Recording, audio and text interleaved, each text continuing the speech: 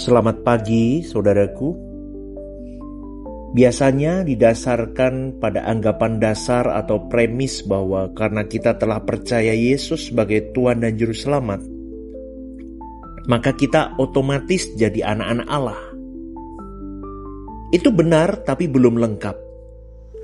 Percaya kepada Tuhan Yesus itu berarti menerima Yesus Kristus sebagai Juru Selamat itu sendiri juga harus dimengerti atau dipahami secara benar. Percaya yang bagaimana? Menerima Yesus yang bagaimana sehingga kita bisa berstatus anak-anak Allah. Sebab pada akhirnya yang diakui oleh Allah Bapa sebagai anak-anaknya adalah orang-orang yang memang benar-benar berkeadaan sebagai anak-anak Allah. Huios. Dan untuk itu tidak mungkin Tuhan tidak memberitahu keadaan kita yang sebenarnya menurut Dia. Kalau kita sungguh-sungguh, saudaraku, memperkarakan, pasti Tuhan memberitahu kita. Pernah gak kita mempertanyakan apakah percaya kita kepada Tuhan itu udah benar belum? Apakah aku udah benar-benar telah mengakui Tuhan itu sebagai Tuhan dan Juru Selamatku? Dan apakah benar-benar Tuhan, aku ini sudah diakui atau diterima Tuhan sebagai anak yang dikehendaki oleh Dia? Kita harus persoalkan hal ini loh, saudaraku, dengan serius loh.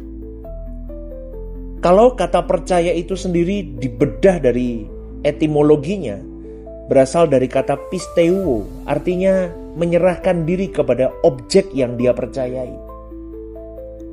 Berapa persen kau serahkan dirimu ke Tuhan? Berapa persen kau percaya dirimu ke Tuhan?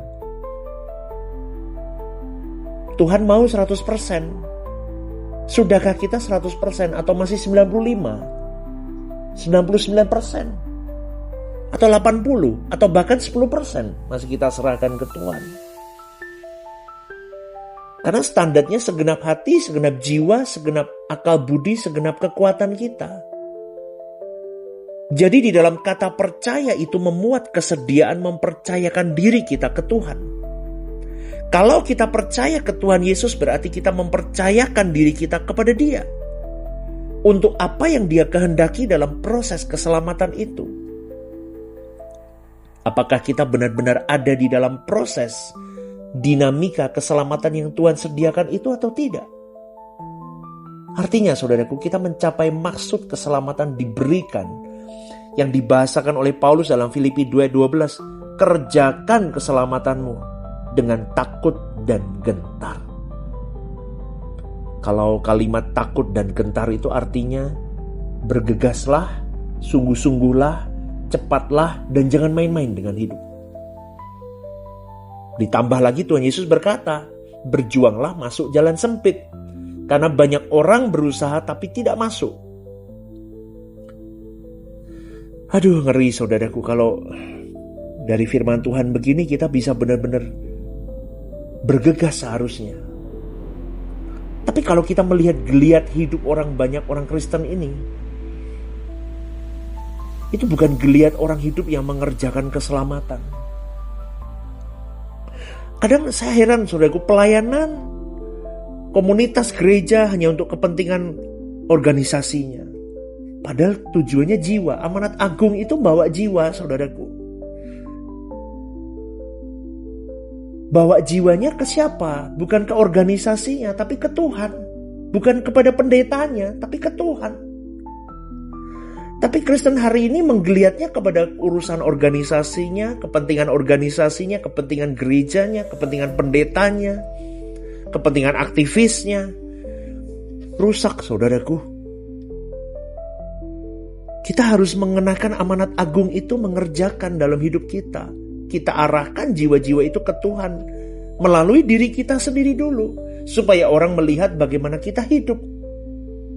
Supaya orang tertarik dengan cara kita hidup dan akhirnya mereka bisa kita ajak berlari ke langit baru, bumi baru.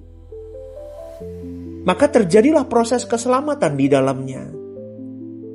Maka seperti Yesus itu bukan label, bukan retorika kalimat, tapi fakta hidup yang kita perjuangkan sehingga orang melihat bahwa setiap kita seperti Yesus. Orang Kristen harus seperti Yesus. Pendeta-pendeta seperti saya, hamba-hamba Tuhan harus seperti Yesus. Kita dipaksa, saudaraku. Kalau tidak, bagaimana jemaat mau berjuang seperti Yesus kalau pendetanya saja tidak mau seperti Yesus? Hidup masih sembarangan terus. Mau gimana, saudaraku? Kadang itu yang membuat saya berkata, geliat orang hidup, apalagi orang Kristen hari ini tidak menunjukkan, mengerjakan keselamatan dengan takut dan gentar. Jadi, coba perkarakan hal ini. Kalau kita hari ini belum serupa dengan Yesus, berarti kita belum menjadi anak-anak Allah.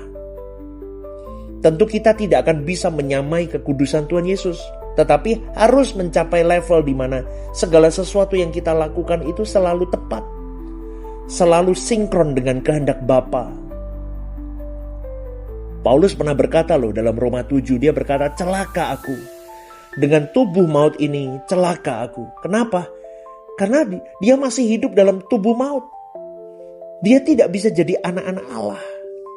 Lalu di dalam Roma 8, Paulus berkata, orang yang dipimpin roh Allah adalah anak Allah. Mari saudaraku, kita bertanya, yang memimpin hidup kita itu daging atau roh Allah?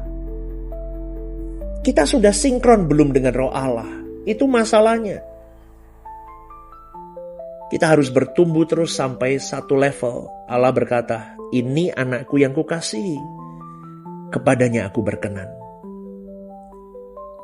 Jadi kita tidak boleh sampai pada level dibenarkan saja, tapi harus terus bertumbuh sampai benar-benar menjadi benar. Amin, saudaraku. Keselamatan dalam Yesus Kristus itu luar biasa. Luar biasa, saudaraku. Itu adalah proses yang terus berlangsung dalam hidup kita. Di dalam kehidupan, Tuhan mau meluruhkan, merontokkan unsur-unsur dosa di dalam diri kita melalui pengalaman hidup. Dan di setiap masa ada cara Allah dalam membentuk umatnya. Hari ini tidak dengan cara aniaya, sehingga Tuhan menggarap kita lewat peristiwa-peristiwa hidup untuk merontokkan unsur dosa itu. Merontokkan kedagingan kita. Tapi bagi yang mau dibentuk saja. Bagi yang mau diproses. Dengan cara apa? Bagi orang-orang yang memang mau merespon semuanya. Karena tidak semua orang mau merespon. Tandanya tidak semua orang mau diproses. Dan tidak semua orang mau benar-benar mau dibentuk, saudaraku. Ada yang karena tidak tahu, maka kalau ada masalah, yang dia lihat masalahnya itu. Lalu bagaimana mendapat jalan keluar dari masalah itu? Dia tidak mengerti bahwa Allah sedang menggarap hidupnya melalui masalah itu. Maka harus punya kepastian hari ini. Apakah aku sudah berkenan belum di hadapan Tuhan?